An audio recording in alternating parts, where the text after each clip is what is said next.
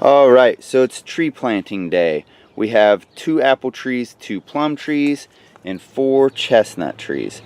It's the second week of April, and we are going to plant all of these trees back in the back, which I'll show you what we did to lay out where we're going to plant them, and it's going to look awesome. It's going to be great. So let's go check out where we're going to plant them. All right, so we have laid out our cones, and basically what I'm doing is a continuation of what I already have going on back there. So I have my peach tree orchard back there, and if you watch my other videos you'll kind of see that. That's a plum tree, and then any big cone, that's going to be a fruit tree. So I'll probably do an apple, a plum, an apple, a plum, or vice versa.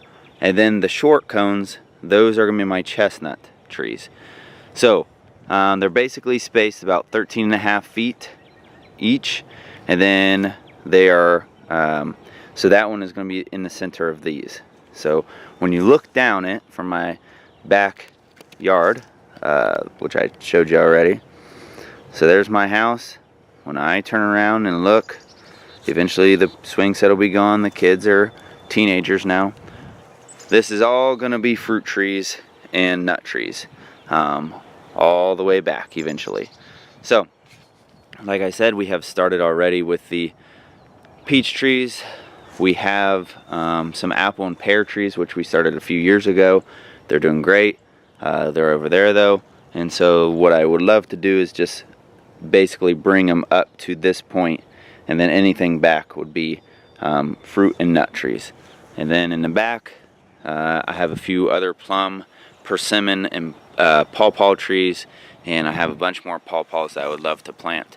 So a lot of possibilities. So here's the setup, the spacing.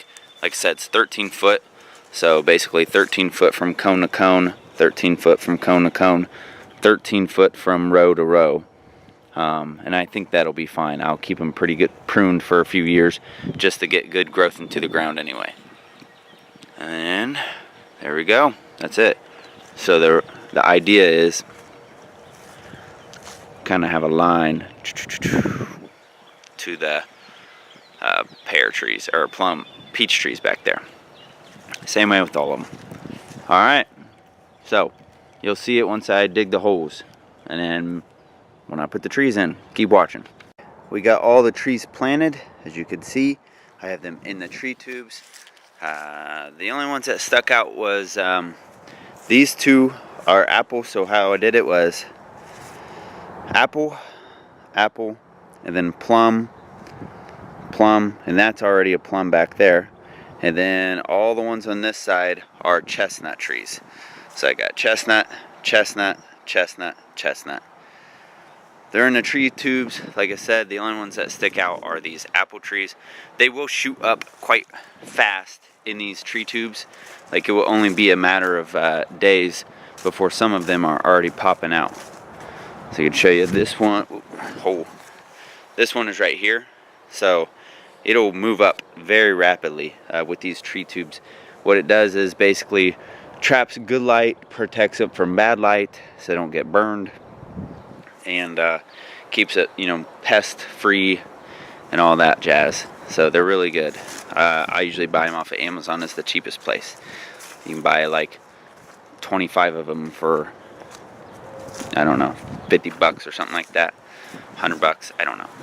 They're not that expensive for what they are.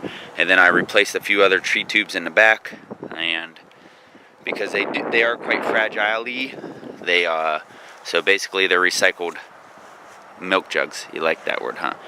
Fragile-y. So there you go. So my next step, I think, is what I'll do next year is I'll move the swing set forward to like here, and then plant some more and just keep going with it. So there you go. That's what's been going on Lambert Acres, and look out for my next video coming up. It's going to be how to keep deer away from your trees and plants, because I have a tip, trick, secret, and I'm going to share it with you. All right, God bless.